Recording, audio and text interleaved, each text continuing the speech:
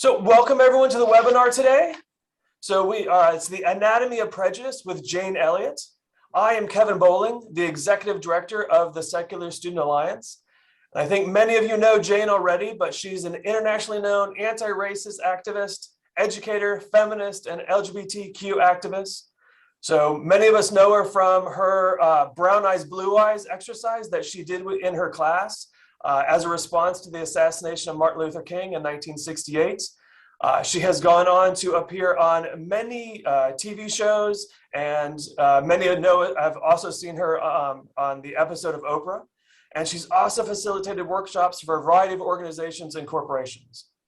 I'm pleased to have Jane Elliott with us here this evening for her discussion on the anatomy of prejudice. Jane, I'll have you take it away. Okay, the anatomy of prejudice is exactly what we do in schools 24/7 in this country. I'm sorry, but if you don't have a prejudiced child in your home, send him to school. And by the end of the first day, he will have become a prejudiced child. He will have been convinced that a white man, a so-called white man, discovered America. He will be convinced that America is everything from the northernmost point of Canada to the southernmost point of South America. That's what America is. He will be convinced that America, all of that belongs to him. People, there are several things we have to start teaching in the schools. Number one, you're not going to like this, and I understand that. And when you get angry, go ahead and write it, but don't expect me to pay much attention to it, because I suspect that I've heard every complaint you could possibly utter. This week, I got ricked over the coals because I used the wrong words when I was talking to six transgender people. I'm sorry, but I didn't know how exactly to address them. And it took them a long time to realize that I'm 88 years old and transgender for me wasn't a possibility or even talked about until about, 10 years ago when we started talking about transgender? Yeah, so I'm supposed to be up on that. I've been too busy fighting racism. Now, I happen to think that racism, all these other isms are based on how we are allowed to treat Black people in the United States of America. And as long as we call them Black people, that's how long we'll be able to treat them badly. Because in the dictionary, Black means savagery and evil, and white means pure and good. So as long as we use those two terms to talk about people, we have created a chasm between people, and it will stay there until we decide that there's a better way to address these problems. Number one, those two words came out of the Spanish Inquisition in the late 1400s.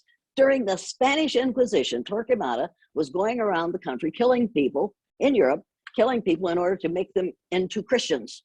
Now, but some of them were already Christians, but he was killing them in order to turn them into Catholics. Now, I'm sure Jesus Christ was just absolutely delighted to know that somebody was going around killing people in his name. People think about that, and that's what they did. The Crusades lasted for 200 years plus, 200 plus years, killing people in the name of Jesus Christ. Now, that's called good religion. People, it's time for us to get past. I'm serious. But you see, it sounds ridiculous because it is. It is totally ridiculous. A woman has been writing to me for weeks to tell me that all I have to do is pray and Russia will be all right. I'm sorry, but those people who are dying in Ukraine today probably have prayed all about it, but it doesn't seem to be working. You've got to get off your knees and go to work. We've got to begin to teach the 3 R's to students in schools from K through grade 16. You're thinking, well, do we do that? Reading, writing, and arithmetic? No, people. Reading begins with R, writing begins with W, and arithmetic begins with A. So we talk about the 3 R's as if they are the 3 R's. They aren't. Let's start talking the real 3 R's, which is rights, respect, and responsibility. We've got to start teaching rights, respect, and responsibility to our students in school from the first day they enter a classroom. In kindergarten, those kids, and preschool, those kids have to learn that every child in that room has rights, and every child has to respect the rights of every other child, and they will be held responsible if they do not respect those rights. Now, if I didn't learn anything else from doing the blue-eyed, brown-eyed exercise in my classroom the day after Martin Luther King Jr. was killed, I learned that we had not been teaching rights, respect, and responsibility. And some of the most brilliant people you have ever known do not know about rights, respect, and responsibility, because if they did, we would be passing different laws in this country, and the words "under God" would never have been put into the Pledge of Allegiance to the American flag. Now, let's just talk about that for a minute, if we dare. And I dare, because I'm 88 years old and I've been threatened with death so many times that now when those three little boys with their red caps in the front row, first or second row of a group that I'm talking to on a college campus, are talking about me and pointing at me like this, and I know what's going on. I say, and they've got those caps on that say, "Make America Great Again." Well, it says "Make America Great Again," but it means "Make America Hate Again." I stop what I'm saying. I say, "Look, fellas, I know what you're talking about. You'd like to see me dead because of my efforts to decrease the level of racism in this country. I understand that. I know why you'd like to see me dead. But let me warn you about something. You can shoot me. I won't care. I would be then with my husband and my oldest son. My other three will be happy. They'll get my estate, however much it is. It isn't going to be much if these prices keep going up, but go ahead and shoot me. I won't care. I'll be gone. But you need to wait. You need to know that if you shoot me because of what I do to decrease the level of racism in this country, you might make a martyr out of me, and then you might have to spend the rest of your lives celebrating Jane Elliott Day once a year. Now, do you want to do that? And then they'll go, "No, no, no, no, no." They make the sign of the, "No, no, no." I say, then listen, shut up while I'm talking, listen to what I'm saying. And by then, all the black kids in the room have turned around and seen the ones that I'm talking to. And before I finish my remarks, those guys step over the back of their seats, get through the aisle behind them, run down the hall, and get out of the building as fast as they can, because they know that now they have identified themselves as blatantly racist and as somebody is going to get even with. Now, I have no problem with somebody getting even with them, because if they would do that in a packed hall where there are about between 400 and 600 students, and let me know that they wish I was dead, I have no problem with somebody teaching them a lesson. Sometimes, people, we live with the consequences of our behaviors. And that's what I've been doing for the last 54 years. I have been living with the consequences of saying to my third graders in all white, all Christian Riceville, Iowa, that you don't have to be white to be right. That was extremely difficult for the people in the community to understand until I had done it for several years. And then a whole lot of students began to repeat that Elliott says you don't have to be white to be right. That was a new thought in Riceville, Iowa at that time. It isn't a new thought anymore. It's the thought that kids come out of school now saying those very things. I'm absolutely delighted. They learned something that day, and they passed it on to their peers, and they passed it on to their relatives, and they passed it on to their parents, which tickled me to death. People, it's time for us to start teaching the truth. I believe in CRT, but CRT for me does not stand for critical race theory. We've got to get rid of the word race, because there's only one race. And you need to know that the word race, meaning a distinct group of people, came out of France in 1580. Did you know that? Before 50, no, I suspect that you didn't, and most people don't. Look in the dictionary. In the dictionary, it says the etymology of the word, is that the word I mean? The word race came out of France in 1580. That's less than 500 years that we have been identifying people as being members of different races.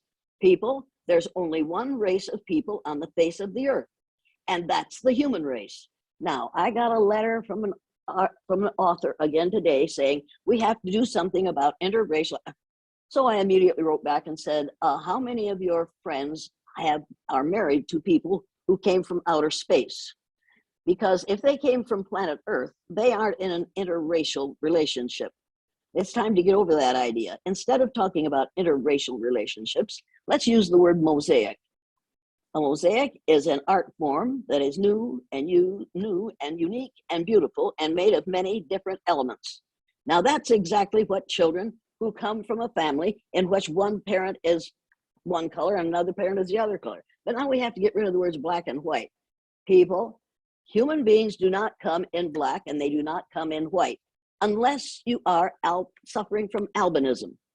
And even those who are albinos have pink eyes, so that's a color, and I don't think we're going to call them pink, but they are very, very light-skinned. Folks, instead of using black and white, I've decided that in the future I'm going to use melanemic, because if you don't have enough iron in your blood to keep you healthy, you're called anemic. If you don't have enough melanin in your skin, which is the chemical that gives your skin its color, If you don't have enough melanin in your skin to protect yourselves from the damaging rays of the sun, you must be melanemic. Does that make sense? Everybody nod and say, yes, Mrs. Elliott, because I'm going to keep right on talking whether you agree with me or not. Let's make something perfectly clear here. I don't care whether you agree with me, all right? I just want you to think in different ways. You, sir, are not a white man. I can see your eyes, and the whites of your eyes, I can tell where the white of your eyes stops and your skin color begins. You are not a white man. It's time to get over that. Those who have a fair amount of melanin should be called melanaceous, which rhymes with gracious and efficacious. So you see, if you have just the right amount of melanin, you're melanaceous. So you are shades of brown. You, sir, are melanaceous. If you have a lot of melanin in your skin, you're melanotic, which rhymes with exotic. You have enough melanin so that you're almost black, but not black. And every time a person of color says to me, I'm black, I say, fine, I can see where your hair stops and it's black, but I can see where your skin begins, and it ain't.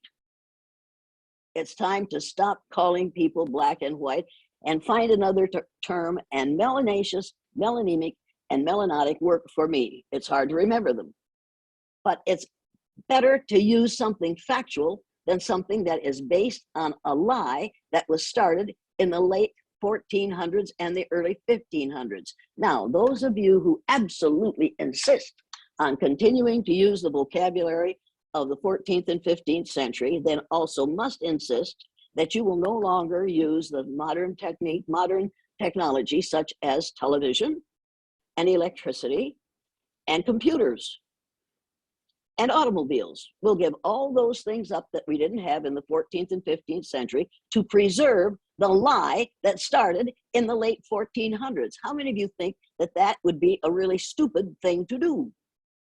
You know it would, and I know it would, but you refuse to give up those terms because you're used to them. People, it's time to get over it.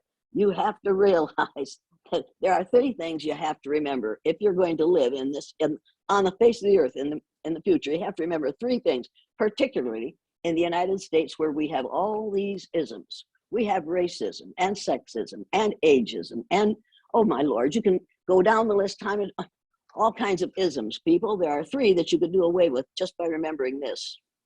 If it weren't for blacks, there would be no whites. White people are simply black people who faded. If you haven't seen the National Geographic magazine for April of 2018, I suggest that you get a copy of this, April of 2018, and look at this map. This map shows where civilization, where everybody began, and those people were very dark skinned because they were exposed to a lot of sunlight, so their bodies produced a lot of melanin. But those brilliant people left that area, the area below the equator, and managed in 2 waves to settle, to populate every landmass on the face of the earth. Every landmass on the face of the earth was originally populated by people from Africa. And as they got farther and farther from the equator, their bodies produced less and less melanin. So their skin, their hair, and their eyes got lighter. That's the only reason that people in these areas of the earth are lighter skinned. People, if you think I'm lying about that, go on, Google it and ask Google what percentage of the population of the earth is named white. 15 to 18% of the population of the earth is classified as white. Did you realize that? Did you realize that white people have always been in the minority, the numerical minority? And they will always be in the numerical minority, and we are becoming a smaller and smaller portion of the population of the earth because of the damage that the sun is doing to our skin. More and more people are dying of melanoma, which is a cancer that you get from overexposure to the sun. You melanemic people need to realize that your days are numbered. Now, now I can see your teeth, and they are really white. Congratulations. I don't know what you're doing, but it's working. People, you need to realize that the Proud Boys, QAnon, the 3%ers, the Oath Keepers, the KKK, all those nice melanemic males don't know what in hell they're talking about, if you don't mind my saying so. We cannot guarantee that Jews will not replace us. They are marching down the street saying Jews will not replace us. Someone needs to remind them that if it weren't for Jews, there would be no Christians and no people who believed in Islam, because both of those are the result of the Jewish Bible, not Bible, but holy book. The Old Testament started the New Testament. The New Testament is what we so-called Christians seem to believe in, unless it makes us unhappy. Right now, last month, in February, on Valentine's Day, our president's wife, and I'm really upset about the Torah, the Pentateuch, thank you for saying that. I appreciate it, Gavin Johnson. Last month on Valentine's Day, our president's wife put up a great big heart, a big red heart, on the front lawn of the White House. And on it, it said, "And now abideth these three, faith, hope, and love, and the greatest of these is love." That isn't what it says in the Bible. It says, "And now abideth these three, faith, hope, and charity. And the greatest of these is charity." But you see, charity means selfless giving. That means it's going to cost you something to believe in that verse. So we simply changed it to the word love to make it something that doesn't cost us anything.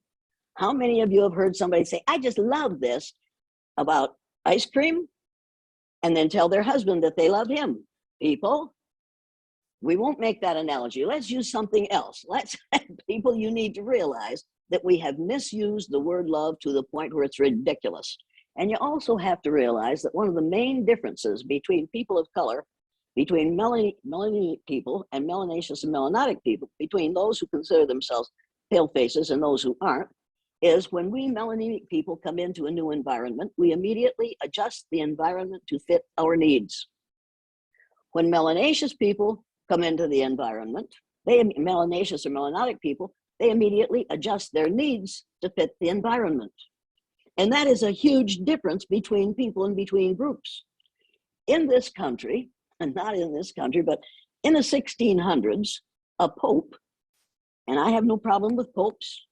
I was raised with a Catholic mother and a Baptist father. Try that on for size. And the Pope said in the 1600s to a man named Mercator, "Please make a map that will show the spread of Christianity." So we all use the Mercator map. How many of you have seen this map before? See Greenland hanging down here like a great big ripe plum? On the Mercator map, Greenland is bigger than Africa, and it's bigger than South America. Now, according to your social studies teachers, what is the equator? Where is the equator? What? I'm waiting, sir. Halfway between the North Pole and the South Pole, right? So on this map, the equator ought to be right about here, hadn't it? That's halfway between the North Pole and the South Pole, but not on this map. On this map, the equator is clear down here. The equator does not divide the map into two equal portions on the Mercator map. You need to realize that this map is what is used in schools all over the United States of America, except now in Boston, where they are now using the Peters projection map. Are you familiar with the Peters projection map? Well, they finally, because they saw me describe it, I guess, on the Oprah show, they have finally put the Peters projection map in the schools in Boston. That's one step away from racism. People, when you make a map that shows the white countries of what we call white countries of the world, the major portion of the map, it's a lie. And kids get used to absorbing and internalizing the lie. We ought to stop using this map in the school. Now, there's a better way, in my estimation. And since I have the floor, you're going to have to listen to me. This is the Peters projection map. See poor little Greenland up here in this little tiny thing? And look at the size of these two continents. Look at this. To me, this is absolutely amazing. Look at the size of Canada here, and then think of it as it is on this map. On this map, Canada stretches from hell to breakfast. Look at the size of Canada. This is not a good portrayal of Canada, people. It isn't. How you think this is like? I'm serious about this. Stop this laughing. This is not funny. The reason it isn't funny is a lot of people believe that this is the way the earth looks. This is the way a flat picture of the continents of the earth look. It isn't. This isn't perfect, but it's so much better than the other one. Look at the size of Australia here. And then look at it on the, oh Lord, look at it here. This makes no sense, people. This whole thing makes no sense. This is much bigger than it shows on the Mercator projection map, because this is the actual size of it. Look at the size of Canada here. Doesn't go on forever, people.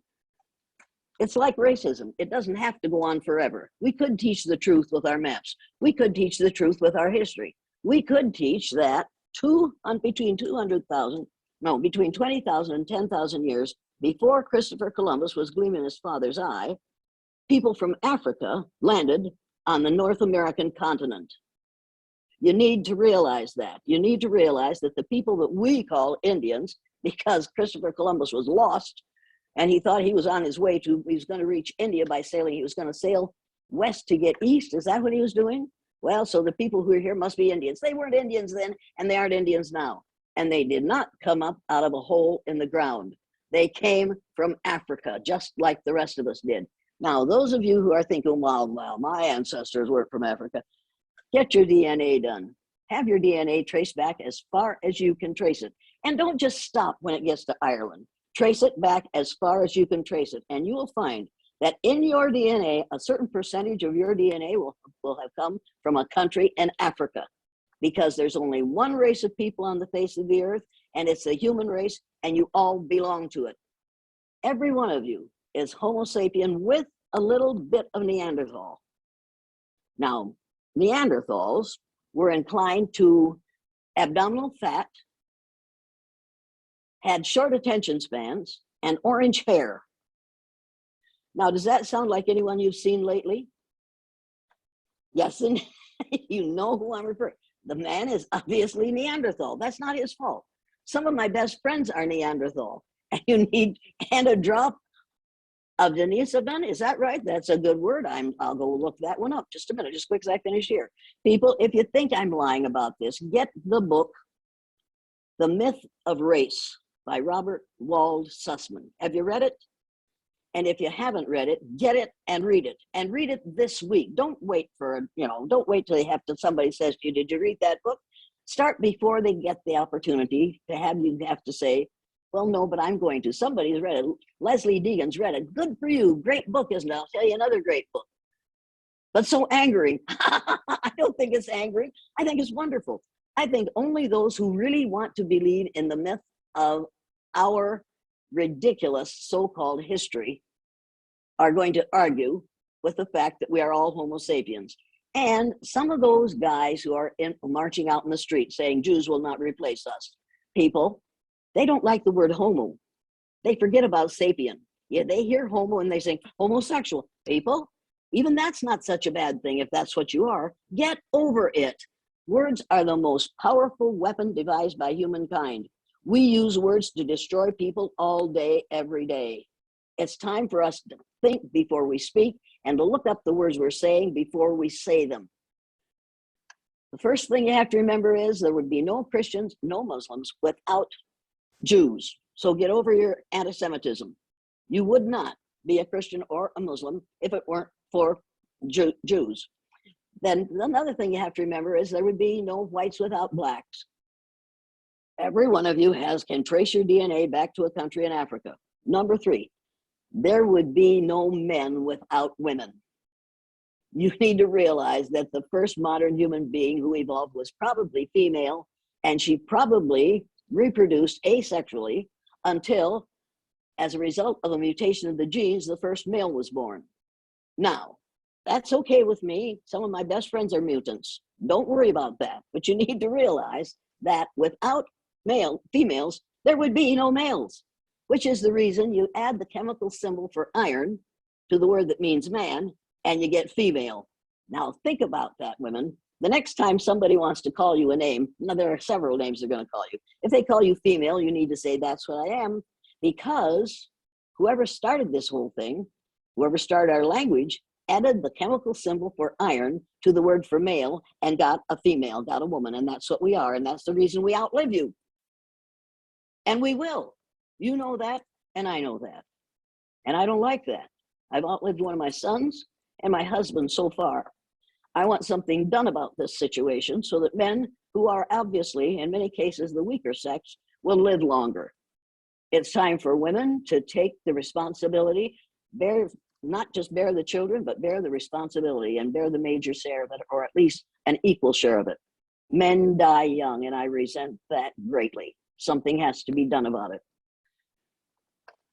When we finally decide, like next week, when they decide that a Black woman can be a good judge on the Supreme Court, when we finally make the decision and get to the realization that women are strong, women have skills, talents, and abilities, and the strongest and most skillful and most talented and most able in many cases are women of color. Melanotic and melanaceous women are some of the most brilliant people I have ever known. And for you to ask me to speak to this group is pretty ridiculous, unless you've had a whole lot of melanaceous and melanotic women speak to you before me, because every one of them has forgotten more since breakfast than I will ever learn about racism. You know that, and I know that. And they aren't allowed to stand up and tell the truth because it would endanger, their lives would be in danger, because we have tried to teach one another that they don't know anything, and we have tried to teach them that they don't know anything. And it has to be stopped, people. It has to be stopped now. Your very lives depend on the intelligence and the capability of people who don't look like me. No woman of color is ever going to have this many lines on her face, because Black don't crack. And you need to realize that. They will never look my age. And they will, we have done such abominable things where people of color are concerned that we are going to have to start all over, because people, you need to realize. And these things I'm saying to you, I learned as a result of watching little 9-year-old melanated children be treated for a day the way we treat melanaceous and melanotic children in this country for a lifetime. I watched children, a couple of children who were A students, until they were told because they had the wrong color eyes, they had blue eyes, and everybody knows blue-eyed people aren't as smart as brown-eyed people. Everybody knows that. And I told them that, and they had agreed that they'd like to find out how it felt to be treated unfairly because of a physical characteristic over which they had no control. I didn't spring this on them and then say, we're going to do it. No, we talked about it and talked about it. And I said, do you want to know how that feels? Yeah. It sounded like fun to them, because most of the things we did in my classroom were fun. So I separated them according to the color of their eyes. And I had decided to do this the night before. As I watched Walter Cronkite on the news discussing the killing of Martin Luther King Jr., and he said to 3 melanotic leaders of the Black community, when our leader was killed, his widow held us together. Who's going to keep your people in line? I was absolutely furious at him saying our leader, as if JFK was the leader only of white people. And who's going to keep your people in line, as if they were a subset of human beings. I was furious. So I changed the channel. I thought somebody would say something more intelligent. Dan Rather was saying to leaders of the Black community, don't you Negroes think you should feel sympathy for us white people because we can't feel the anger at this killing that you Negroes can? And at that point, I turned off the television. I wadded up the teepee that I had been ironing and getting ready to put up in my classroom the next day. And I decided that the next day we weren't going to just learn the Sioux Indian prayer that says, oh, great spirit, keep me from ever judging a man until I've walked a mile in his moccasins. I was going to arrange to have it answered for them. I decided that I was going to do what Hitler did. And make no mistake about this. I was born in 1933, the year that Adolf Hitler and Franklin Roosevelt came to power in the United States of America. So from 1933 until 1945, I watched my father just furious at what Adolf Hitler was doing in Germany and then all over Europe. It was absolutely solidarity with you, Jane. Somebody's talking. Now, am I still on? Hello. You're still on. Okay, thank you. All right, anyway, and my father was absolutely furious. I watched that from 1933 until 1945. What did I say, 12 years? And then I got to be 84 years old. And I watched a man say the same kinds of things that Adolf Hitler did in his run for the White House. And I thought, my God, this is Hitlerian. This guy talks like Adolf Hitler. And then I thought, well, no, I've been thinking about these things too long. I'm hysterical. So then I read the book, When at Times the Mob is Swayed. If you haven't read the book, When at Times the Mob is Swayed, get it and read it, because he says in about the first chapter, I think in the first chapter, maybe in the second, that Donald Trump has in his bedside table in a locked drawer the book, The New World Order, which is the writings of Adolf Hitler. And I realized that I wasn't imagining things. I wasn't exaggerating what was happening. What was happening was exactly what he learned from what he studied in that book. People, if you think I'm wrong about that, then you need to get this book. Everybody needs to get this book, On Tyranny, by Timothy Snyder. And after you read this book, then you have to get On the Road to Unfreedom, because that is where we are today because of what has been happening in this country in the last 4 years. If you don't read the whole thing, just read pages 26 and 27, and then read the chapter called chapter 18, Be calm when the unthinkable arise. People, if you don't want to read the whole thing, just read those 2 pages. Get this book and read it. It is absolutely essential that you realize what's happening so you are prepared to put a stop to it. Have any of you read this book, please? If you haven't read it, get it and read it. And if you want to find a list of the books, but this one isn't on it, and neither is the last one I told you, but go to my website, jane@janeelliott.com, and download the printed learning materials, jane@janeelliott.com. The first page is Joe Conley says, I was living in Germany. Now finish what you were saying, type it in there, because that's very interesting. And I told people something. Well, you can send it to me later. People, go to my website. The first set of the printed materials is a set of typical statements that white folks make that think they aren't racist. Now, I'm sure you've all heard them, and most of you have said them. So you read them, like this one. Number 4, other ethnic groups had to struggle. Why is it so different for the Black? How many of you have heard that one from someone? Everybody's heard it. So then you go to the clarification of that statement. It shows a deep ignorance of the special deprivation suffered by Black people by whites. We have no idea what it is like to be discriminated against on the basis of the color of our skin in the United States of America, because we haven't lived with that. So don't say, well, my people came from Sweden and they had a hard time. Wait a minute. Your people probably came here white, so they came all right. If they had come here from Nigeria, they still wouldn't be all right. You know that, and I know that. It's of this one, no matter what I say or do, it doesn't suit you. You are never satisfied. As far as you're concerned, I can't do anything right. Have you ever heard a white person, a melanated person say that? Well, the clarification says there's nothing wrong with what the speaker says or does. It's only in the minority group member's perception of what is being said or done. How many of you have heard somebody say, we wouldn't have these problems if it weren't for the Blacks? Yeah, if these Black people would just go away, we wouldn't have any racism. People, that's a racist statement. And it's one of the first things that they said in Riceville, Iowa, when they found out I was doing the exercise. And it isn't an experiment, people. I don't experiment with children without their knowledge or without their permission. It's an exercise, something designed to help them to understand other people and to empathize with them instead of sympathizing with them. I don't want your sympathy. I would like for you to realize how ugly this day is for me today, because the daughters of one of my very best friends called me and told me their mother had died today. If you can empathize with that, I don't need your sympathy, but I need you to realize that the kinds of things that happen to people of color in this country are totally different from the kinds of things that happen to white people in this country. You can have disabilities up the wazoo, but as long as you're white, we'll find a way to help you. In this country, having a different colored skin is considered a disability, and we'll put you in a special ed class. And we'll expect you to be less able to learn. And we'll use words that we should not use under any circumstances whatsoever in the classroom. How many of you have had a teacher stand up in front of the group the first day of school and say, I don't care whether you're Black or brown or red or yellow, I'm going to treat you all the same. I don't see color. How many of you have had a teacher say, I don't see color? Oh my God. I did a program for a university in Texas a couple of years ago.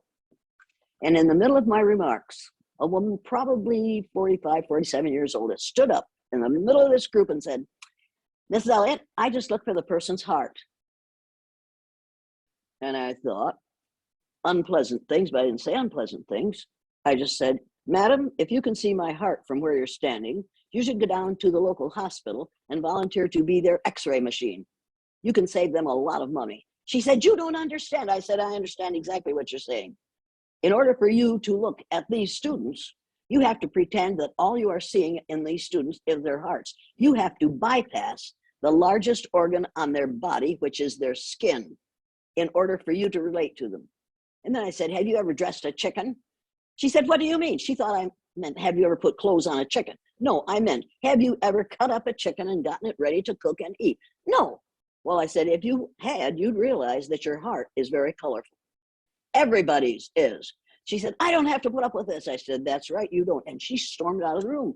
All these college students just looked at her, and then they looked at me like, boy, you're a real bitch, aren't you? And I thought, okay, now we have to deal with that. I said, I know you guys are thinking I'm a bitch. I am. For me, bitch is an acronym for being in total control, honey.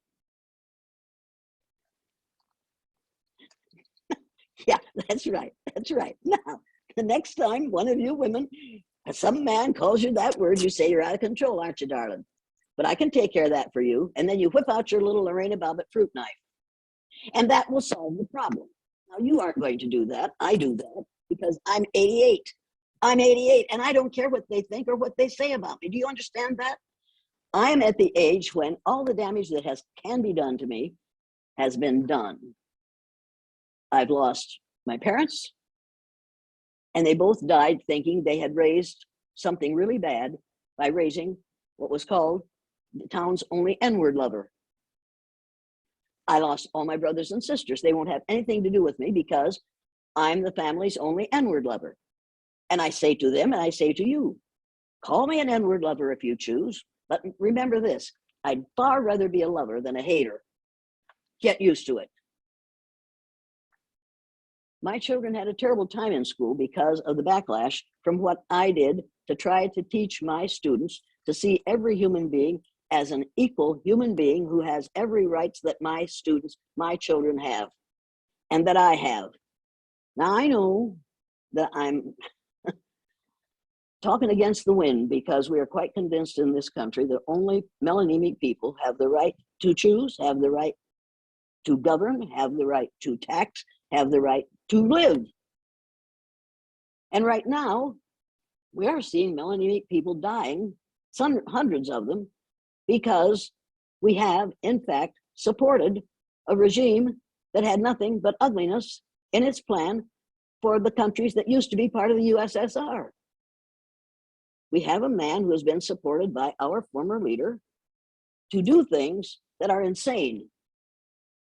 Don't want to talk about politics, but you need to realize that right now the problem we're having is the result of encouraging a person who didn't know how to be a fully functioning human being.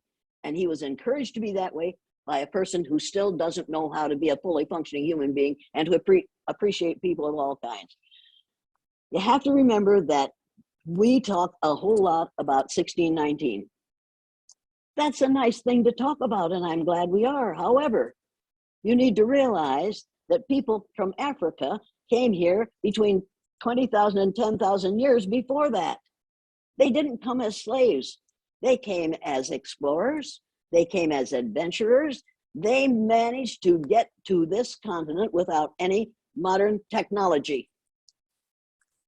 20,000 years before Columbus did. Can we please start to appreciate the people who were here first? And can we please start to teach children the facts instead of the fables?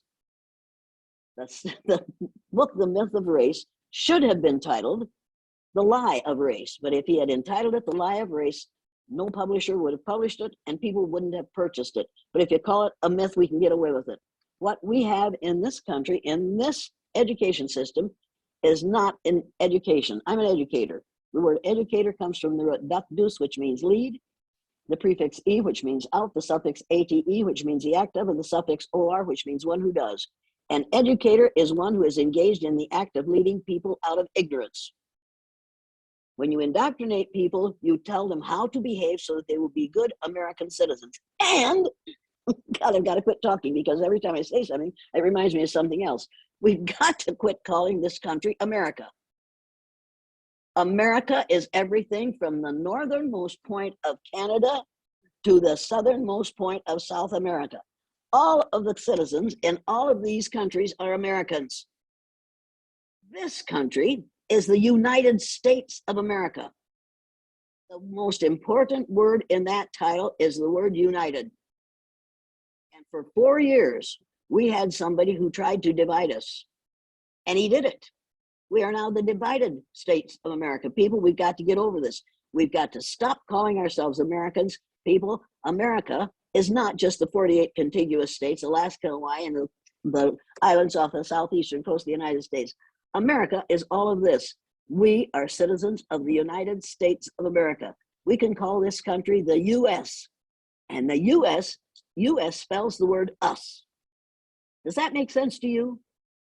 Would that make perfectly good sense for you to all write to Joe Biden and say, never say at the end of your remarks, God bless you and God bless America. If he's going to bless you and America, at least say, God bless you and God bless the United States of America. And teachers in schools all over the United States of America have to start calling this country what it is, which is the United States of America. Now, does anybody have any questions they want to ask at this point? Oh, wait, one more thing. CRT, critical race theory. No, CRT for me stands for curriculum respecting truth. Now, if you want to teach CRT and people complain about it, you say, what's the problem? CRT stands for curriculum respecting truth. It isn't about race, and it isn't about racial theory. It's about the truth. And if we start telling the truth, we won't have to talk about race other than at the first meeting, say, here's the way it is, people. There's only one race, and you're all members of it. Every person who is listening to me, if there's anybody still listening to me on this presentation, is my 30th to 50th cousin. That's the way it is. You are all my 30th to 50th cousins because we all came from the same place. Now, I had this discussion with a friend of my daughter's who was from Japan, and she and I, it didn't get heated because she's too young for me to think she knows as much as I do about a whole lot of things.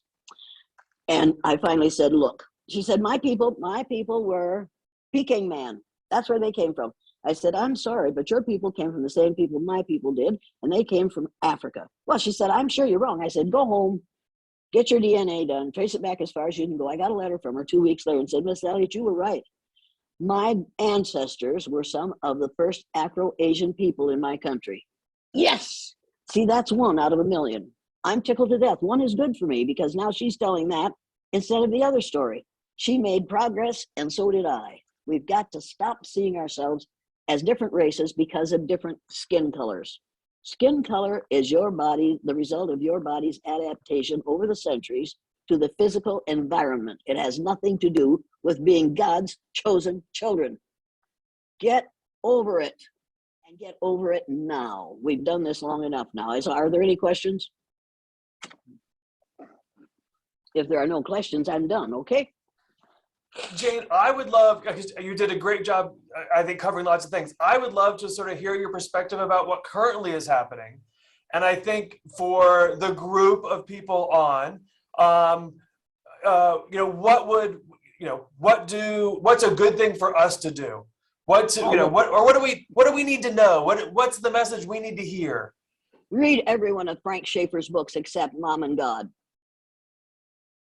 Read every one of Frank Schaeffer's books. I don't agree with everything he says, but right now in this country, we are being run by and run badly by evangelical Christians. Now, I don't care what your faith is. That's not my problem. But right now, that faith has become a problem for all of us. If you haven't read Frank Schaeffer's books, get them and read them. His father started the evangelical Christian movement in the UK and taught it to his son. His son taught it to this country. And he says now, it has been disrupted, distorted to the point where it is nothing like what his father taught him. He's absolutely right. If we want to get rid of crimes against people on the basis of the color of their skin, we have to quit committing those crimes. And every day you celebrate Columbus Day, you have committed the crime of separating people on the basis of the color of their skin. Let's get over that. Let's stop telling the lie. Let's start telling the truth. Let's stop having a curriculum that respects truth. We can get over the things that are happening to people who are of Asiatic descent in the eastern part of the United States right now are absolutely insane and have to be stopped. They have to be stopped now. The people who are doing them have to be prosecuted, and they have to be stopped. I remember what it was like during the Second World War when the Japanese bombed Pearl Harbor. I remember the day they bombed Pearl Harbor. And I remember the names that we used for the Japanese for 4 years. After the war was over, we rebuilt Germany and we rebuilt Japan. It's time for us to rebuild the people of color in this country that we have been discriminating against for the last 250 years. And we need to do it, and we need to do it now. And don't tell me it can't be done. I remember President Roosevelt said, we're going to go into war. And within 2 months, 3 months, 6 months, we were ready to go to war, because he was getting us ready for that before, because he needed to fix the country after the Great Depression. A war will do that for you every time. All you lose are your young men. You can afford to use young men. Let's start a war with Russia. We have to think very carefully about what people are saying right now. Let's go in and bomb those Russians. Wait a minute.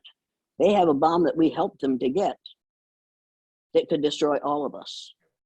So Mr. Biden, whether or not I agree with his policies, whether I need to agree with his politics, knows what could happen if he was dumb enough to do what he's being told to do right now by some of us who don't know what we're talking about. Being a warmonger is a real cute trick if you are the only one that has the biggest bomb. Eddie asks, he says, do you think people of the human species have a bias not only of race and color, but also ethnicity? So how would you compare xenophobia with racism?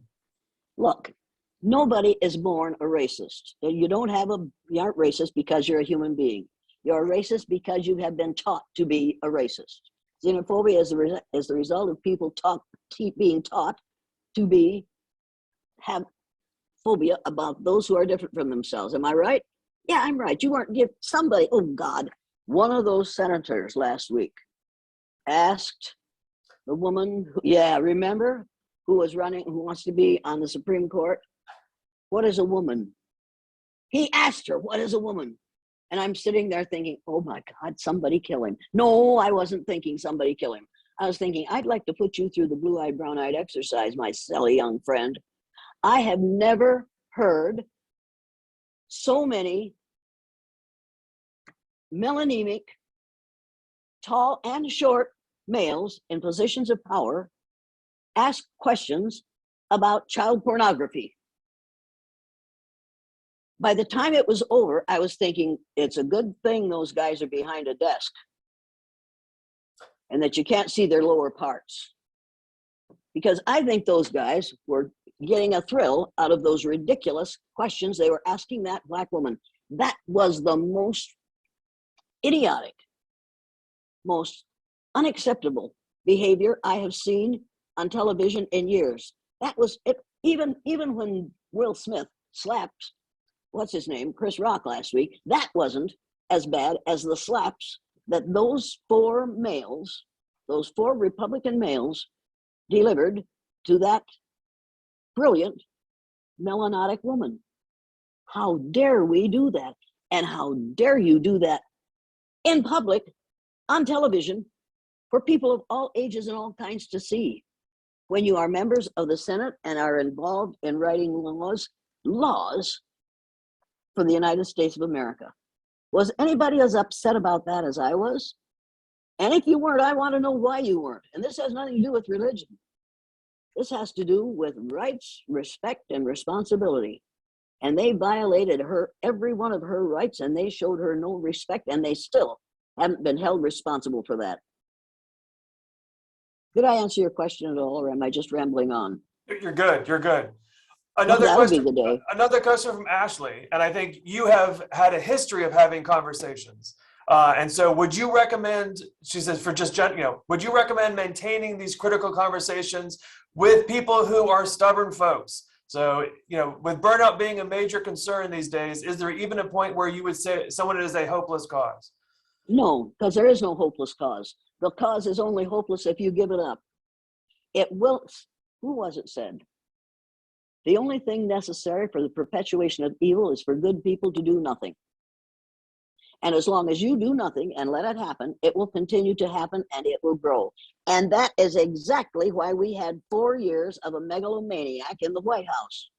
Because people were just tired no, that's not the only reason. The main reason is when Barack Obama got elected, I cheered because I thought, now I don't have to do this exercise anymore. I don't have to give these speeches anymore. People are beginning to catch on. It's all right not to be white. Come on, people, things are getting better. And I didn't realize that there was 40% of the population of this country that would go underground and keep their mouths shut, except support Mitch McConnell in his refusal to let Barack Obama be successful. I didn't think that they would look at what Barack Obama was doing and use it as wrong because of their ignorance about skin color. Now, make no mistake about this. Skin color isn't the problem. There's nothing wrong with your color of your skin. The problem is the ignorance about skin color that we have taught people in this country for the last 250 years. Skin color isn't the problem. Ignorance is the problem. When Barack Obama when Hillary Clinton lost to, what's his name? Dinosaurus T. Rump, I call him, because he has a face like thinks like a dinosaur and a face like a rump. When she lost to him, I thought, oh my God, what is going to happen now? I couldn't imagine how bad it could get. It never occurred to me that we would take that many steps backward in 4 years, but we did. And now we're going to have to go to work and see to it that the conditioning that is furnished for students in schools is not going to be racist conditioning anymore. We are not going to teach that all of the important things that were done, all the inventions, all the investigations, all the adventures were done by white males. We're going to have to start teaching the truth. And if you haven't read the book, Nile Valley Contributions to Civilization, get it and read it today. Are you aware, or were you aware, that 4,000 years before the birth of Jesus Christ, people in the Nile Valley, the Nile is a river in Egypt, people in the Nile Valley were doing cataract surgery with metal instruments? 4,000 years before the birth of Jesus Christ. Did you realize that? And if you didn't, why didn't you? And do you think that that should be included in our social studies? Well, if it isn't in the future, then what we have is antisocial studies. And that's exactly what we have. We teach antisocial studies in the public, private, and parochial schools in this country because we teach the same old line that white males did all the important things and women are only there to furnish more white males, and people of color are there because we are going to be kind to them while we take over their land and kill their children. I don't think that it would be a good idea. I don't think it would be a bad idea to start telling the truth.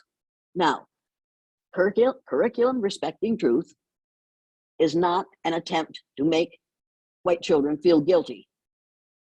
It's a determination to teach the truth now so that we don't perpetuate the kinds of things that we've done in the past. We've got to teach the truth about the past in the present so that our future will be better. If we don't start teaching the truth, we're going to have a worse future than we have present. Because make no mistake about this, within about 28 years now, melanemic people will be a numerical minority in the United States of America. And the fear of that happening is one of the reasons for groups like QAnon, Proud Boys, Oath Keepers, that whole bunch are scared to death that when people of color get power and get a numerical majority, they're going to want to treat us the way we have treated them. One of our major fears is, that this just kills me, that people who are people of color, those who are people of color, melanaceous or melanotic, believe that we mean it when we say the golden rule. Do unto others as you would have others do unto you. Do you really think that we melanemic people treat others the way we melanemic people want to be treated? Well, if you do think we do, then when people of color get in the numerical majority and have the power to treat us, do you really want to be treated the way we have treated them? Of course you don't.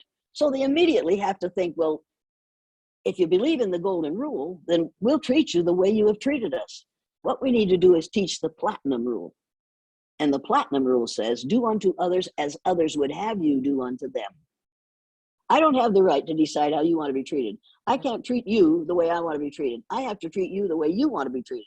And I don't have to walk up to you and say, how do you want to be treated, young man? And nobody else has the right to walk up to the nearest person of color and say, how do you blacks want to be treated? You want to know how other people want to be treated? Read a good book. There are lots of them out there.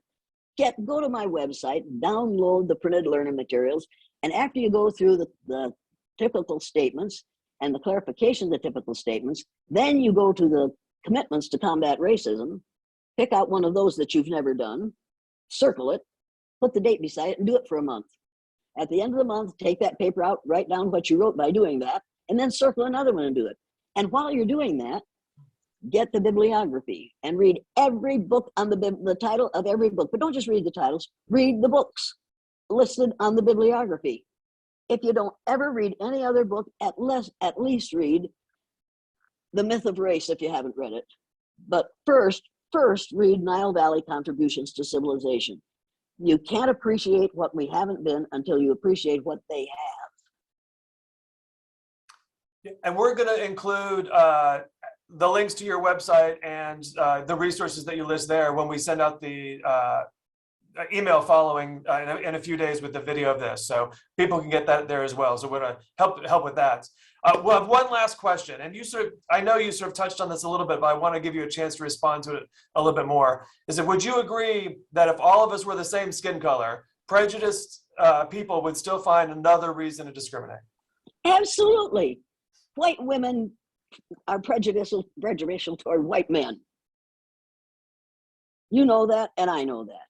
Men have prejudices where women are concerned. Right-handed people are prejudiced where left-handed people are concerned. We would find a way to complain about your hair. Your hair is dark. Mine used to be that color. Now you can look at me and realize that I ain't ever going to know what you know, and you're never going to know what I know. But I don't have to prejudge you on that basis. I can help you to learn, and you can help me. And the first thing you have to learn about people like me is just slow down so that you walk at my pace. Okay? It's all right. We will always find something to criticize in other human beings until they're exactly like us. And then when they're exactly like us, we'll say, you're copying me. You want to be just like me. We will find a way. And I'm sorry, but religion has been and is being used to divide people. It was originally supposed to unite people. But because we think in different ways, it is now being used specifically in this country to divide people. And we have to refuse to allow that to happen. We have to refuse to allow that to happen. It could be, I'll tell you how to stop it from happening. Read this book. It is just, and there's another book you need to read, and I can't remember the author's name. Some Things That Need to Be Said. I can't remember the author's name. I just read it recently. And there's a chapter in that where he's talking about missing his father. And he says, finally, I realize that I will miss my father until I take my last breath. And I've been missing my husband for 8 years. And I read that and I thought, okay, it's okay for me to miss my husband then. I'll be missing my husband until I take my last breath. All right, it's all right. I don't have to get over it. Do yourselves a favor and never say to a person who has lost someone, just get over it until it happens to you. And then you'll never say that again. Any other questions? Did I answer your question? You did. And we're about time, so I want to respect your time and everyone else on the webinar. And I just want to, I said thank you to Jane at the beginning. She goes, don't thank me until you hear what I have to say, because you may not like it. And I also told Jane that I have seen her, I think like many of us, we've seen videos of her many times. And I said, and I appreciate that she made me feel uncomfortable, because that's what I needed to feel. And I needed to work through that to figure out why that is. So thank you for all the work that you have done. And I think, and making people think, and especially us people. Wait a minute. Go ahead. I won't believe that you mean it until you put this on your website, odtmaps.com. Capital O, capital D, capital T, maps.com. And you can email them and they will send you maps. Everybody needs to get this map in every classroom, in every school in the United States of America. It's absolutely essential that we dump the Mercator map and that we put in a map that is closer to the truth. All right? Will do. All right. I'll expect to get questions about that. Well, thank you, Jane, so much. I really, really, really appreciate you taking time out today to be with us. And thank you for everyone who participated today as well. Well, thank you for asking me. You have no idea how very complimentary it is when people your age ask people like me to say anything. We all have things to teach each other if we listen. Well, not all. Most of us. That's fair. Be careful about that. Let's be fair. All right. Thank you very much. I'll see you again sometime, okay? Thank you. Goodbye. Bye now.